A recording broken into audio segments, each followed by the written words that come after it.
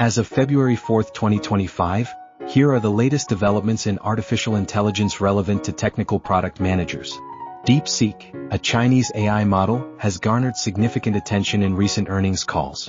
Executives from companies like AT&T, Microsoft, and Meta have discussed its potential to revolutionize business models and drive innovation. OpenAI has introduced the O3 model, designed to enhance reasoning capabilities. Additionally, the Deep Research Agent leverages this model for comprehensive web browsing and data analysis, delivering detailed reports efficiently.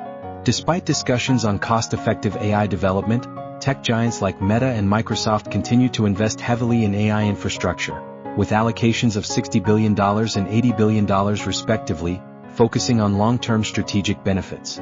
A recent report indicates that 99% of leaders in life sciences and high-tech sectors anticipate AI to drive value in revenue management by 2025, underscoring the technology's growing importance in strategic planning. The European Union continues to enforce stringent regulations on major tech companies, implementing significant fines and introducing legislation like the Digital Markets Act and the AI Act.